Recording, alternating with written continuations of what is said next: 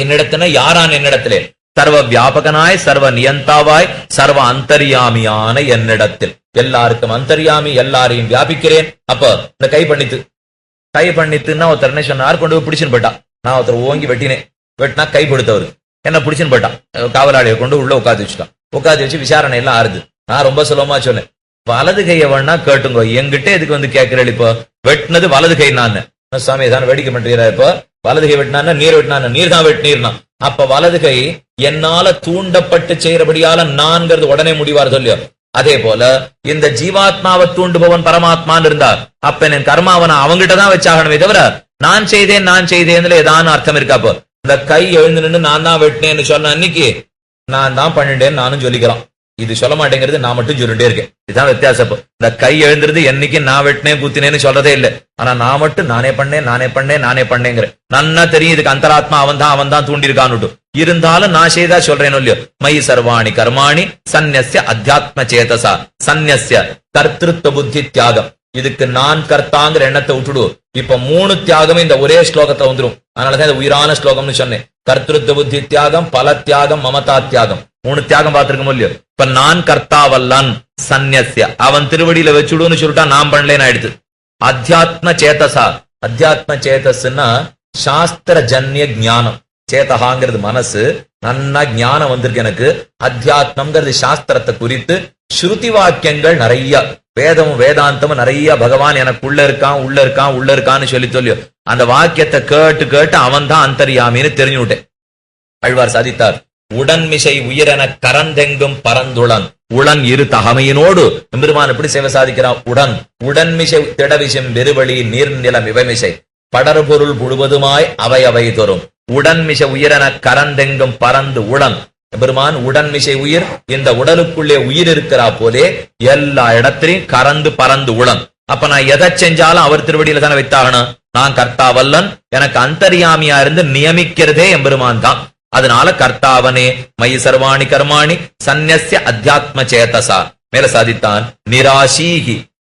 நிராசின்னா சரி நான் கர்த்தா இல்லேன்னு உங்ககிட்ட வச்சு விடுறேன். இதுக்கு மேல ஒண்ணு புதுசா இப்போ யுக்தி கண்டுபிடிச்சான் அர்ஜுனன். ஹோமம் பண்ண ஆரம்பிக்கிறோமோ இல்லையோ, அதுல ரித்விக்குன்னு ஒருத்தன், யஜமானன் ஒருத்தன்.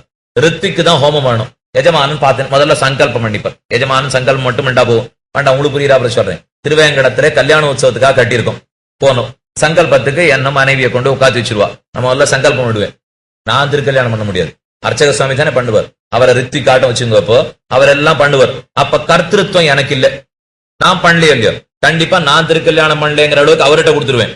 ஆனால் பலன் யாருக்கு திருக்கல்யாண உற்சவம் பண்ணி நான் சங்கல்பம் நான் பண்ணிட்டு இருக்கேன். இப்போ அர்ஜுன கேள்வி கேட்டான், என் கர்த்திருவத்தை உங்ககிட்ட கொடுத்துடுறேன் கண்ணனே, பலத்தை மட்டும் எனக்கு உண்டான்னு கேட்டான். இப்போ இது அடுத்த கேள்வி. ஏன்னா திருக்கல்யாண உற்சவத்துல கர்த்திருவம் அர்ச்சகர் இடத்துல இருந்தாலும் பலம் எனக்கு வருதோ இல்லையோ, ரித்திக்கு இல்ல எஜமானனுக்கு பலம் போகுமோ இல்லையோ, அதை கேட்கறத வச்சு இந்த அதுவும் உனக்கு இல்லைன்னு விட்டான். இன்னாருக்கு நிராசீகி, அந்த பலமும் ஆத்ம சாட்சா்காரம் எங்கிட்ட மட்டும்தான் இருக்கணும். ஏன்னு கேட்டா அங்க ரித்திக்கு எஜமானனை போல இல்லை எனக்கும் உனக்கும் உறவு. நான் உனக்கு அந்தர்யாமி ஞாபகம் வச்சுக்கோன்னுட்டான். ஏன்னா நீ சொத்து, நான் சுவாமி. ஒரு சொத்தை அடைந்ததுனால சுவாமி ஆனந்தப்படுவனா சொத்து ஆனந்தப்படுமா? ரெண்டுத்துல எது முக்கியம்? பலம்ங்கிறது யாருக்கு? இப்போ ஒரு வீடு என்னதான் இருந்தது, யாரோ ஒருத்தரை கொடுத்தன வச்சேன், 10-15 வருஷம் ஆச்சு, இருந்தவனுக்கே வீடு சொந்தம்னு அவர் ஆரம்பிச்சுட்டார். சரி நீதிமன்றத்துக்கு போனேன், ரொம்ப கஷ்டப்பட்டு வாதாடி ஜெயிச்சுட்டேன். ஜெயிச்சப்பறம் வீடு என்னதான் ஆயிடுது. இப்போ உடனே வீடு சந்தோஷப்பட்டு யாருக்கான்னு இனிப்பு கொண்டு போய் கொடுத்துட்டு வருமான்னு ஒண்ணும் கொடுக்காது. இப்ப நான் தானே சந்தோஷம் பண்ணேன். அப்ப பலம் யாருக்கு? வீட்டு அடைந்தது நான், பலமும் எனக்கு. சொத்துக்கு ஆனந்தமும் கிடையாது, பலமும் அதுக்கு கிடையாது. இப்ப கண்ணன் சாதித்தான், நீ சொத்து நான் சுவாமின்னு சொல்லிட்டேன்னு இல்லையோ, சொத்தம் ஆத்மனி சஞ்சாத்தம் சுவாமித்வம் பிரம்மணி ஸ்திதம். அப்ப நான் சுவாமின்னு ஆயிட்டா நிராசீகி. பலத்துக்கு நீ ஆசைப்படக்கூடாது. வீடு எங்கேயான நான் இவர்கிட்ட போய் சேரணும்னு ஆசைப்படுமான்னு படாது, சுவாமி தானே ஆசைப்படணும். அதனால பலமும் உன்னுடைய தன்னு. நிராசீகி நிர்மமோ பூத்வா மமதா தியாகம். இது என்னுடைய கர்மா, என் ஆனந்தத்துக்காக ஏற்பட்டதுன்னு நினைக்காதே, இது அவனுக்கு பிரீத்திக்காக ஏற்பட்டது நினை. சந்நிய அத்தியாத்ம சேதசா நிராசீகி நிர்மமோ பூத்வா யுத்தஸ்வ விகத ஜ்வரஹ. விகத ஜ்வரஹ விஜ்வரஹ, ஜ்வரம் நீங்கினவனா சண்டை போடுனுட்டான். அப்போ இத்தனை நாள் எது ஜ்வரம் தெரியுமா? நான் கர்த்தான் நினைச்சுண்டா ஒரு ஜ்வரம், என்ன பலத்துக்காக நினைச்சுண்டா ஒரு ஜ்வரம், என்னுடைய கர்மா நினைச்சுண்டா ஜ்வரம். இந்த 3 இல்லேன்னுட்டானோ இல்லையா? இப்ப விகத ஜ்வரஹ, ஜ்வரம் நீங்கனமா சந்தோஷமா பண்ணலாம். கீதை நமக்கு சொல்லிக் கொடுத்த அர்த்தம் இது ஒன்னே ஒண்ணுதான். நமக்கு வியாதி இல்லாமல், வெட்கை இல்லாமல், ஒரு கட்டமும் இல்லாமல் வாழ்க்கையை சந்தோஷமா நடத்துற இந்த மூணையும் திறந்துட்டோம்னா திருப்தியா இருக்கலாம். ஒரே நிமிஷத்துல வந்துட போறது இல்லை, ராத்திரிக்குள்ள வந்துட போறது இல்லை. இருந்தாலும் அடிமேல் அடி, நிலை மேல் நிலை, ஒரு அங்குலமா முன்னேற ஆரம்பிச்சோம்னா கட்டம் தான். யாரும் அதை சொல்லவும்னு சொல்லிட வரல. இப்போ இருந்தாலும் அந்த கட்டத்தை பண்ணி பார்த்துட்டோம்னா அதுல இருக்கிற ஆனந்தம் தனி ஆனந்தம். நிராசீர் நிர்மமோ பூத்வா யுத்தஸ்வ விகதஜ்வரா. எல்லாருக்கும் தெரியும். இந்த ஊர்ல இப்ப யாருக்கு தெரியாது? உற்றார்களும் உறவினர்களும் ஓரளவுக்கு தான் உண்மை பேசுவா. யாரும் என்கிட்ட அப்படியே இப்ப சத்தியசந்தாளா நடந்துட போறது இல்லை. என்னைக்கா இருந்தாலும் எனக்கு பகவான் தான் சொத்து, எல்லாருக்கும் தெரியும். இருந்தாலும் ஏதேதோ காரணங்களுக்காக, காரியங்களுக்காக விட்டு கொடுக்காம சுத்தி சுத்தி பேசின்னு வந்திருக்கோமே தவிர, இந்த நினைக்கிற மனசனுடைய உண்மையை, ஆம் இதுதான் உண்மைன்னு தைரியமா எவன் ஏத்துக்க ஆரம்பிக்கிறானோ அவன் தான் இந்த மூணையுமே தியாகம் பண்ணினவன். யாருக்கு இப்ப புதுசா இந்த சம்சாரத்தினுடைய கட்டம்லாம் சொல்லியே புரிய வைக்க வேண்டாம். நமக்கே தெரியல இந்த சம்சாரத்துல இருக்க கட்டம், நமக்கே தெரியறது அங்க இருக்கிற இன்பம். ஆனா இந்த துன்பம் இன்னும் நன்னா மனசுல பட பட கிட்டக்க போறத மறந்துடுவோம். அதே காலத்தை அதுல இருக்கிற ஆனந்தமும் நன்னா தெரியணும். அப்ப இந்த ரெண்டு விஷயத்தை பத்தின ஞானம் ஏற்பட்டாலே நாமும் கர்மயோகி ஆயிடுவோம். எதை ரெண்ட பத்தி? இதுல இருக்கிற கட்டத்தை நன்னா தெரிஞ்சுக்கணும், அங்க இருக்கிற ஆனந்தத்தை நன்னா தெரிஞ்சுக்கணும். அதுக்கு ஒரே வழி ரெண்ட பத்தியும் கேட்டு கேட்டு கேட்டு தீர்றதுதான். இது எத்தனை பாடி எத்தனை பேரை பட்டுத்திருக்குன்னு கேட்க கேட்க கேட்க இத பார்த்தாலே பயம் வந்துடும். யாரு இப்ப ஒரு பாம்பு ஒரு இடத்துல, நான் சொல்றேனே அந்த மூலையில ஏதோ உசுன்னு சத்தம் கேட்கறது, நான் மட்டும்தான் இங்க இருக்கணும். இப்போ வேற யாருமே இந்த கொட்டியில் இருக்கவே மாட்டான்.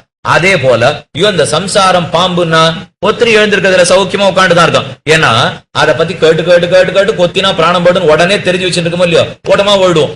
அதே போல இந்த சம்சாரம் கொத்தினா எவ்வளவு கட்டம்னு கேட்டு கேட்டு கேட்டு புரிஞ்சுட்டோம்னா அதுல நமக்கு ஆசை தொலையும், பகவான் இடத்துல ஆசை ஏற்படும். ஒரே வழி இதன் தோஷங்கள் அதன் குணங்கள், இந்த ரெண்டையும் விடாம கேட்டு கேட்டு மனசு அதுல பழக்கணும். அந்த இடத்துல அம்பிள்ள வீட்டுல அழகா சாதித்து வைத்தார். ஒரு பிள்ளை கட்டிடம் காளை, அது எதோ கெட்ட பழக்கத்தோட இருந்துட்டான். அவனை வசப்படுத்தி வழி கொண்டாகணும். நல்ல அழகான ஒரு பெண், அந்த பெண்ணை பார்த்து வச்சுட்டா கல்யாணத்துக்காக. அவளை அப்பப்ப கொண்டு வீட்டுல காட்டி காட்டி இந்த பெண்ணை கல்யாணம் பண்ணிக்கணும்னா ஒழுங்காரு, இந்த பெண்ணை கல்யாணம் பண்ணிக்கணும் ஒழுங்காரு சொல்லி சொல்லி சொல்லி அந்த பிள்ளைய நல்ல பிள்ளைய ஆகிவிட்டாலும். இது வீட்டுல சொன்னார், அடியும் சொல்லல. இப்போ அவர் சொல்லியிருக்கிற வியாக்கியானம் இது. அதே போல இந்த மனசுதான் அந்த தரிகட்டு திரிகிற இளைஞன். அந்த மனசுக்கு எதை காட்டணும் தெரியுமா? இந்த சம்சாரத்தில் இருக்கிற கட்டத்தை காட்டி காட்டி அழகான பெண்ணு தான் பரமாத்மா. இப்போ புருஷோத்தமனோ இல்லையோ, அவன் அனுபவம் கிடைக்கும் கிடைக்கும்னு காட்டி காட்டி அப்பப்ப அவரை முன்னாடி முன்னாடி கொண்டு காட்டணும். அப்பப்ப இதனுடைய கட்டத்தை உணர்த்தணும். இந்த ரெண்டும் தெரிய தெரிய தெரிய மனசு தானே வசத்துக்கு வருகிறது. நிராசீர் நிர்மமோ பூத்வா யுஜஸ்வ விகதஜ்வரா. ஜுவரம் நீங்கினவனாக செய் என்று உபதேசித்தான் கண்ணன். இந்த இடத்துல சில சந்தேகங்கள்லாம் வரும். இந்த முதல்ல கேட்டான், நீ பண்ணாதே பண்ணாதே கர்த்திருத்த புத்தியை விட்டுடுன்னு சொல்லிட்டாய், எனக்கு என்ன சந்தேகம் தோத்தித்துனா, அப்ப கர்த்தா யார், நானா நீயான்னா அர்ஜுனன். ஏன்னா அடுத்து போர் புரின்னு கண்ணன் சொல்றானோ இல்லையோ, யுஜஸ்வ யுத்தம் பண்ணுன்னா. அர்ஜுனன் அழகா கேள்வி கொட்டான், என்னத்தான் ஒண்ணும் பண்ணாதே நீ கர்த்தாவல்லன்னு சொன்னியோ இல்லையோ, அப்புறம் என்ன போர் புரின்னு சொன்னா என்ன அர்த்தம்? நானா கர்த்தாவே இல்லையோ, அப்புறம் என்ன எதுக்கு யுத்தம் பண்ணுன்னு சொல்றேன்னு கேட்டான். நியாயமான கேள்வி. கர்த்திருவம் ரெண்டு பேரிடத்திலே, ஒன்னுக்கு சுதந்திர கர்த்திருவம், மத்தொன்னுக்கு பரதந்திர கர்த்திருவம். சுதந்திர கர்த்தா பகவான், நான் இல்லை. பரதந்திர கர்த்தா நான். அவன் சொல்லுக்கு அடங்கின கர்த்திருவம் எனக்கு தான் உண்டு. ஆனா சுதந்திரமா முடிவெடுத்து கர்த்திருவம் பகவானுக்கு தான் உண்டு. இந்த ரெண்டு கர்த்திருவமே முக்கியம். இது புரியணும்னா பெருமான்கிறவன் எப்பொழுதும் செய்வர். நாமும் நம்ம வேலையை சென்றுதுன்னா இருந்தாகணும். ஒரு மரம் வளர்ந்துருது, இது தென்னை மரம், இது வாழை மரம், இது பலா மரம், இது மாமரம். ஒருத்தர் கேட்டார், சாமி என்னத்தினால இந்த 4 மரம் வளர்ந்துருக்குன்னார். அண்ணா குடியானவன் ஜலம் குத்திருக்கான் வளர்ந்துருக்கு, நிறைய உரம் போட்டிருக்கான் வளர்ந்துருக்குன்னார். ஓஹோ, குடியானவன் மாமரத்துக்கு வேற ஜலம், பலாமரத்துக்கு வேற ஜலம், தென்னை மரத்துக்கு வேற ஜலம் கொட்டினார். அது என்னமா சுவாமி, ஒரே ஜலம் தான் எல்லாத்துக்கும் கொட்டும்? அதுக்கே இல்ல, இன்னும் வெவ்வேறு ஜலத்துக்கு வேற நாங்க எங்க போறது? இப்போ ஒரே ஜலம் தான் கொட்டினார்னு. ஒரே ஜலம் தான் கொட்டினார்னா இது ஏன் தென்னை மரமா முளைச்சது, அது ஏன் மாமரமா முளைச்சதுன்னு கேட்டான். நியாயமான கேள்வி. ஜலம் ஒன்னா இருந்தா ஒன்னா மரம் முளைச்சிருக்கணும், இது கூட தெரியாத அறிவிலி. அதுக்கு விதை வேற, அதுக்கு தகுந்த மாதிரி முளைச்சதுன்னா. ஜலம் ஒன்னா கொத்தச்சே விதை வேறையா இருந்தா வெவ்வேற முளைக்கிறது இல்லையோ. அப்ப மொத்தமா ஜலம் ஒன்னா இருக்கிறதுங்கிறது பகவானுடைய கர்த்திருவம். என் கர்மாவினால நான் தனித்தனியா பண்ணிக்கிறதுங்கிறது என்னுடைய கர்த்திருவம். ஆனா ஜலம் கொட்டாம போயிருந்தா அந்த விதை முளைச்சிருக்கா சொல்லியோ, அது சுதந்திர கர்த்தா ஈஸ்வரன், பரதந்திர கர்த்தா நான். என்ன ரெண்டு பேரையும் சேர்த்து தான் பிடிக்கணுமே தவிர, ஆனா நானா பண்ணிவிடுறதுக்கு முடியாது. விதையை மட்டும் விதைச்சுட்டு ஒண்ணுமே கொட்டல, வளரதானே வளராது சொல்லியோ, அதுக்கு பகவானுடைய கர்த்திருவம் தேவைப்படுகிறது. சுதந்திரமான கர்த்தா ஈஸ்வரன், அவனுக்கு அடங்கின கர்த்தா நான். அப்ப நான் முடிவு பண்ணி தூண்டினேன்னா செய்ய வேண்டியது ஓம் வேலை அர்ஜுனா செய். அதனால போர் புரிதல்ங்கிறத எனக்கு இல்லே கர்த்திருவம் இல்லேன்னு சொல்லாதே. உனக்கு பரதந்திர கர்த்திருவம் உண்டு, சுதந்திர கர்த்திருவம் கிடையாது. நீ முக்குணங்களுக்கு அடங்கிறவன், முக்குணங்கள் எனக்கு வசப்பட்டவை என்று கண்ணன் சாதித்தான். இது ஒரு கேள்வி. அதுக்கு மேலே சரி அப்படியே இருந்தால் எந்த காரியத்தை செய்யறதாலும் பலனே கூடாதா? பலனே இல்லாட்டா மந்தோபின பிரவர்த்தத்தைன்னு சாஸ்திரம் சொல்லிது. புத்தி இல்லாத முட்டாள் கூட ஒரு பலன் இல்லாத செய்ய மாட்டானது. அர்ஜுனன் கேட்டான், பலன் கூடாது பலன் கூடாதுங்கிறிய முட்டாளா? இப்ப முட்டாள் கூட பலன் இல்லாத செய்ய மாட்டாங்கிறது நான் செய்யணும். கண்ணன் சாய்த்தான் பலன் கூடாதுன்னு நான் சொன்னேன். இப்ப ஆத்ம சாட்சா்காரத்தை தவிர வேற பலன் கூடாதுன்னு சொன்னேன். எந்த பலமும் கூடாதுன்னு நான் சொல்லவே இல்லையே. நீ யுத்தத்தை ஜெயிக்கிற பலனுக்காக ஆடாதே, ஆத்ம சாட்சா்காரம்ங்கிற பலனுக்காக செய். அந்த சந்தேகத்தையும் விலக்கி விட்டான். அதுக்கு மேல கண்ணன் சாதித்தது சரி அப்படியே இருந்தாலும் தியாகம் பண்ணு தியாகம் பண்ணு 3 தியாகத்தை சொன்னாலும் இல்லையா கண்ணன். அர்ஜுனன் ரொம்ப அழகா கேள்வி கேட்டான். எதுக்கும் கர்த்திருவம் எங்கிட்ட இல்லைன்னு சொல்லிட்டு தியாகம் பண்ற கர்த்திருவம் மட்டும் எங்கிட்ட இருக்கான்னு கேட்டான். ஏன்னா தியாகம் பண்றது ஒரு கர்த்திருவம் தானே, அதுக்கு நான் தானே கர்த்தாவா இருக்கணும்னா. ஆமா சுதந்திர கர்த்தாவா நான் தியாகம் பண்ண சொல்லேன்னு நீ பண்ணுட்டான். மத்த எல்லாத்தையும் நீ பண்ணேன்னு என் தள்ள கட்டுறியோ இல்லையோ, இதை மட்டும் நான் பண்ணதா சொன்னதா நினைச்சுட்டு பண்ணு. இப்போ 3 தியாகத்தையும் நான் தான் பண்ண சொல்லேன் பண்ணு என்று கண்ணன் சொன்னதாக சமாதானம் சாதிக்கிறார்கள். நிராசீர் நிர்மமோ பூத்வா யுத்தஸ்வ விகத ஜ்வரஹ, ஜ்வரம் நீங்க பெற்றவனாக மேற்கொண்டு நீ செய்வான்னு சொன்னது 30 ஸ்லோகத்தினுடைய அபிப்பிராயம். மணிமாயிடுத்து. அதனால மேலே சொல்ல வேண்டியங்களே இது நாளைக்கு 3வது அத்தியாயம் முடிஞ்சு 4வது அத்தியாயத்தை தொடங்கி விடுவோம். இனிமே 3 பேர், அதாவது கர்மயோகத்திலே அனுஷ்டிக்கிறவனா இருக்கட்டும், அனுஷ்டிக்காத போய் ஸ்ரத்தை இருந்தா கூட போறோம், ஸ்ரத்தையும் இல்லைன்னா பொறாமப்படாம இருந்தா கூட போறோம். இந்த 3ல யாரா இருந்தாலும் கர்மயோகம் பலத்தை கொடுக்கும்னு மேலே கொண்டாடுகிறான் கண்ணன். என்னங்கிறத நாளை சாயங்காலம் 31வது ஸ்லோகத்திலிருந்து நாளை தினம் அனுபவிக்கலாம். இப்பொழுது அமைகிறேன்.